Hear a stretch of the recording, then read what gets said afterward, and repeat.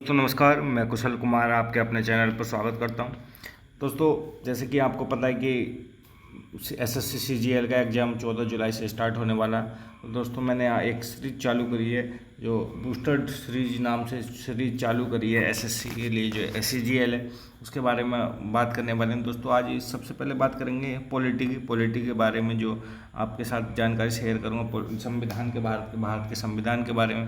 दोस्तों, आज सबसे पहले बात करेंगे भारत का संवैधानिक विकास, जो भारत का संवैधानिक विकास के बारे में बात करेंगे, संवैधानिक विकास के बारे में।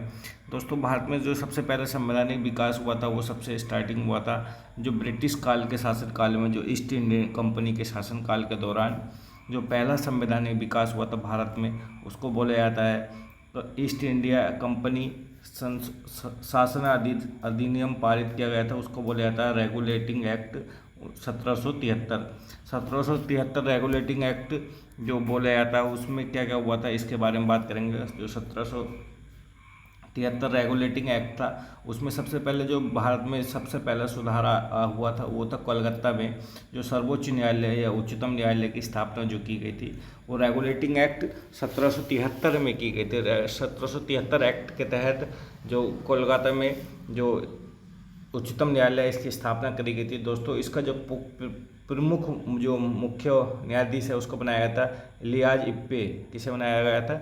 इलियाज इप्पे। ये क्वेश्चन काफ़ी बार पूछा जा चुका है कि कोलकाता हाई कोर्ट जो स्थापना हुई थी उसका पहला जो न्यायाधीश था, मुख्य न्यायाधीश, वो कौन था? तो इलियाज इप्पे था। अगली बात करते हैं कि इसी रेगुलेटिंग एक्ट 1773 के तहत जो बंगाल का गवर्नर जनरल था, जो बंगाल का गवर्नर था, बंगाल के गवर्नर को जो बनाया गया था वो बंगाल का गवर्नर जनरल बनाया गया था, बंगाल का गवर्नर जनरल बना दिया गया था रेगुलेटिंग 1773 के तहत। जो बंगाल का पहला बंगाल का गवर्नर जनरल बना था वो था प्रथम लॉर्ड वारेन हेस्टिंग। कौन था? Lord Warren Hasting. कौन तो दोस्तों? Lord Warren Hasting. अगला दोस्तों, इसी के जस्ट 11 साल बाद एक एक्ट और निकाला गया कंपनी में सुधार के लिए, उसका नाम रखा गया था Pitt's India act 1784। Pitt's India act 1784।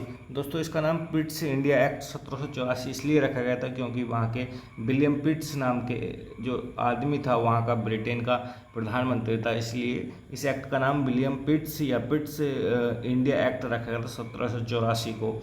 तो इसमें जो मुख्य कार्य हुआ था वो एक निरंतर परिषद की बोर्ड ऑफ कंट्रोल की स्थापना की गई थी, निरंतर परिषद की स्थापना की गई थी। दोस्तों, इसके बाद जो संवैधानिक सुधार हुआ था भारत में कंपनी के शासनकाल के दौरान वो हुआ था चार्टर एक्ट 1813। दोस्तों, इसमें जो सबसे महत्वपूर्ण जो सुधार हुआ था वो था शिक्षा पे 1 लाख रुपए खर्च करने की व्यवस्था जो की गई थी वो चार्टर एक्ट 1813 में की गई थी। किस में गई थी? 1813 में। दोस्तों, इसमें जो कंपनी का जो ईस्ट इंडिया कंपनी को जो एकाधिकार था भारत में सामान बेचने का उसको समाप्त कर दिया गया था 1813 एक्ट के तहत। ब्रिटिश ईस्ट इंडिया कंपनी का भारत में सामान बेचने का अधिकार खत्म कर दिया गया था। केवल चाय का व्यापार को छोड़कर, चाय का व्यापार जो चीन के साथ व्यापार था उसको छोड़कर सभी व्यापारिक जो अधिकार थे, एकाधिकार थे ब्रिटिश ईस्ट इंडिया कंपनी के, वो सभी ख़त्म कर दिए गए थे। दोस्तों, इसके बाद जो ब्रिटिश जो संवैधानिक सुधार हुआ वो हुआ था संवैधानिक भारत में चार्टर एक्ट 1833। चार्टर एक्ट 1833 और चार्टर एक्ट 1813 था, काफ़ी महत्वपूर्ण थे। दोस्तों, अब बात कर रहे हैं इसमें चार्टर एक्ट 1833 की। तो इसके तहत जो चार्टर एक्ट 1833 था, इसके बंगाल का जो गवर्नर जनरल था, जो 1773 जो एक्ट था उसके जो बंगाल के गवर्नर को बंगाल का गवर्नर जनरल बनाया गया था। अब बंगाल 1833 ईस्वी के जो चार्टर एक्ट आया था उसमें बंगाल के गवर्नर जनरल को पूरे संपूर्ण भारत का गवर्नर जनरल बना दिया गया था। इसमें 1833 में जो बंगाल का गवर्नर जनरल था उसे पूरे भारत का गवर्नर जनरल बना दिया गया था। और जो पूरे भारत का प्रथम गवर्नर जनरल बनी था उसका नाम था, प्रथम जो था सबसे पहला था उसका नाम था लॉर्ड विलियम बेकेटन। कौन था? Lord William Bentinck. दोस्तों जो सबसे पहला व्यक्ति था जिसने भारत में सती प्रथा को पूरी तरीके से बंद किया था, तो वही यही व्यक्ति था जो 1829 ईस्वी में लॉर्ड विलियम बेकेटन ने 1829 ईस्वी में लॉर्ड विलियम बेकेटन ने सती प्रथा, कौन सा सती प्रथा को इसने पूरी तरीके से बंद कर दिया था, जो राजा मनमोहन राय के सपोर्ट से।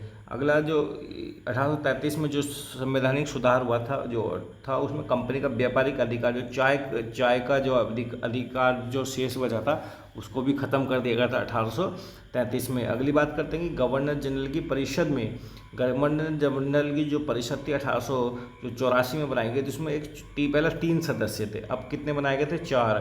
चौथा सदस्य जो बनाया गया था वो था कानूनी सदस्य। कौन था? कानूनी सदस्य। और जो इसमें पहला सदस्य बनाया गया था, जो कानूनी सदस्य बनाया गया था, वो था लॉर्ड मैकाले। कौन था? लॉर्ड मैकाले जो सदस्य बनाया गया था 1833 एक्ट के तहत। अगले संवैधानिक सुधार की बात करते हैं तो अगला संवैधानिक सुधार था भारत में चार्टर एक्ट 1853। चार्टर एक्ट 1853 इसमें बात करने वाले हैं दोस्तों। जो इसमें जो सबसे पहला था जो संवैधानिक सुधार हुआ था 1853 में, इसमें था विधिक निर्माण हेतु केंद्रीय विधानसभा की स्थापना।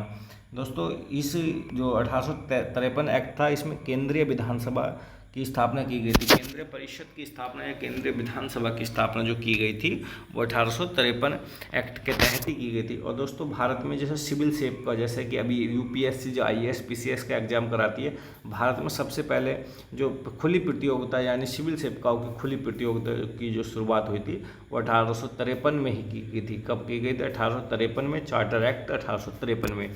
दोस्तों इससे पहले भारत में जो सिविल सर्वेंट आते थे वो केवल ब्रिटेन से आते थे, वो ब्रिटेन की सरकार उन्हें स्वयं नियुक्त करती थी, लेकिन 1853 एक्ट के तहत इनकी खुली भर्ती होने लगी थी। दोस्तों अगला जो संवैधानिक सुधार हुआ दोस्तों 1857 के बाद जो विद्रोह हुआ 1857 में, उसके बाद जो ब्रिटिश क्राउन थी या ब्रिटिश सरकार थी, उसने कंपनी से भारत का शासन अपने हाथों में ले लिया था। 1853 ब्रिटिश क्राउन के अधीन जो शासनादि वो पारित हुए थे, वो जो ब्रिटिश सरकार ने अपने अंडर में ले लिए थे। उसमें सबसे पहला जो अधिनियम हुआ था भारत शासन अधिनियम 1898।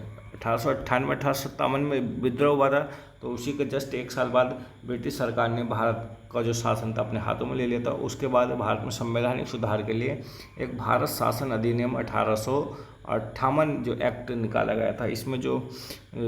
जिसमें क्या सुधार हुए थे, तो 1858 जो संवैधानिक सुधार था उसमें सबसे पहला पद क्या काम था, जो भारत का गवर्नर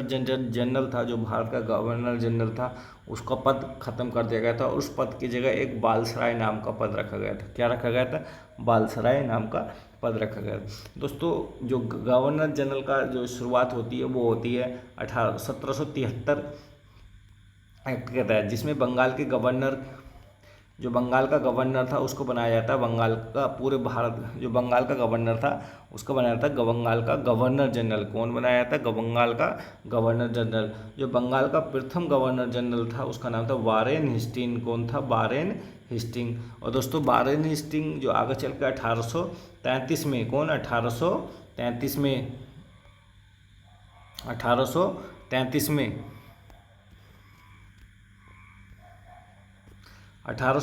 में फिर 1833 में भारत का जो बंगाल का गवर्नर जनरल था उसको बनाया था भारत का गवर्नर जनरल। और भारत का प्रथम गवर्नर जनरल बनाया गया था लॉर्ड वारेन हेस्टिंग को। किसको? लॉर्ड वारेन हेस्टिंग को।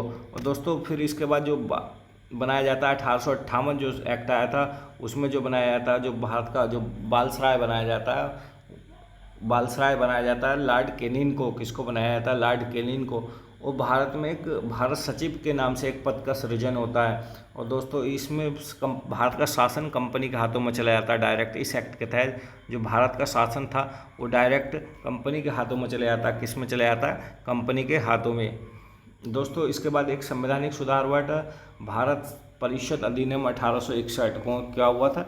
भारत परिषद अधिनियम 1858 के बाद जो संवैधानिक सुधार होता है वो होता है 1861। तो इसमें जो सुधार होता है संवैधानिक सुधार, बालसराय को अध्यादेश जारी करने की शक्ति प्राप्त हो गई।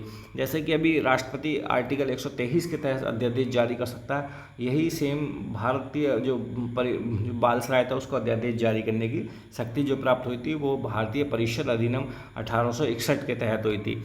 अगली बात करते हैं कि विकेंद्रीकरण की शुरुआत कब हुई थी। दोस्तों विकेंद्रीकरण की शुरुआत जो हुई थी भारत शासन अधिनियम 1892 में। कब हुई थी? 1892 में भारत में विकेंद्रीकरण की शुरुआत जो हुई थी वो 1892 में शुरुआत हुई थी। केंद्रीय विधान परिषद के भारतीय सदस्यों को वार्षिक बजट पर बहस करने का पूछने का अधिकार जो दिया गया था 1892 में ही दिया गया था। तो कब दिया गया था दोस्तों?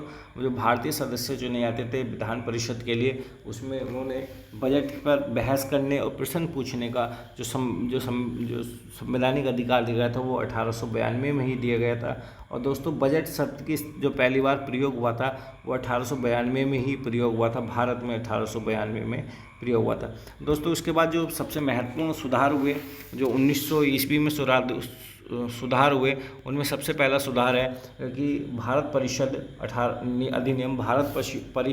अधिनियम 1909, या जिसको बोला जाता मार्ले मिंटो एक्ट। क्या बोला जाता है? Morley Minto act 1909। दोस्तों इसमें जो हुआ था सबसे महत्वपूर्ण जो सुधार हुआ था वो था प्रथम निर्वाचन के आधार पर मुसलमानों के लिए सांप्रदायिक प्रतिनिधित्व, जो संवैधानिक जो विधान परिषद में जो मतलब एक तरीके से रिजर्वेशन दिया गया था मुसलमानों के लिए, वो मार्ले मिंटो एक्ट 1909 के तहत दिया गया था। दोस्तों अगली बात करते हैं कि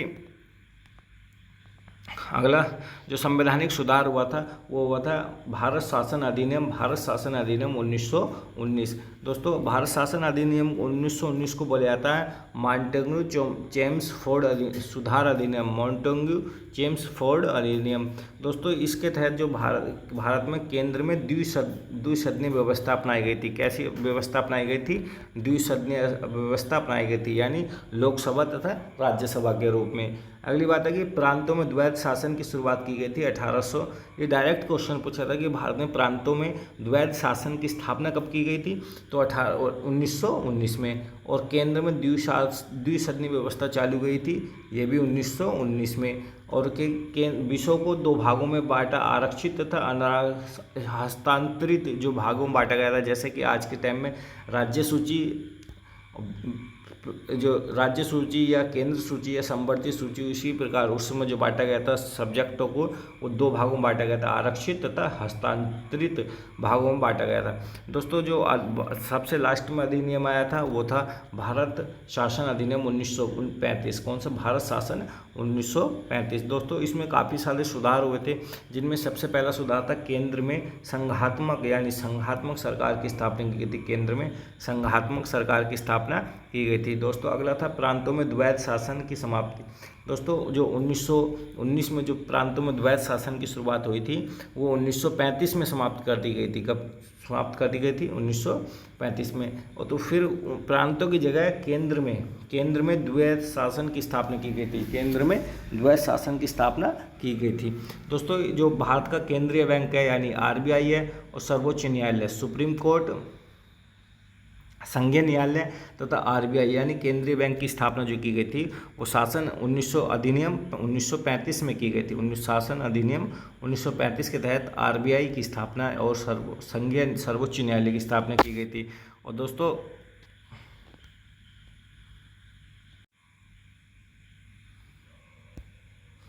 जो बर्मा को भारत से अलग जो किया गया था, बर्मा को जो यानी म्यांमार को भारत से जो अलग किया गया था वो 1935 अधिनियम के तहत किया गया था। 1935 अधिनियम के तहत किया गया था।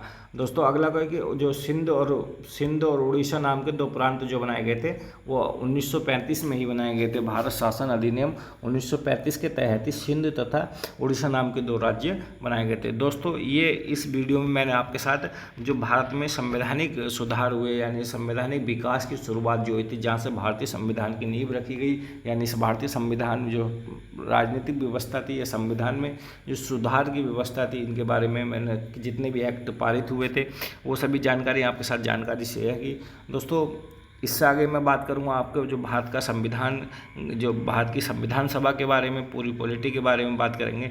संविधान की अंतिम बैठक, प्रथम बैठक, इस की बात करने वाले हैं। दोस्तों वीडियो अच्छी लगी तो वीडियो जरूर लाइक करना, चैनल को सब्सक्राइब करना। धन्यवाद।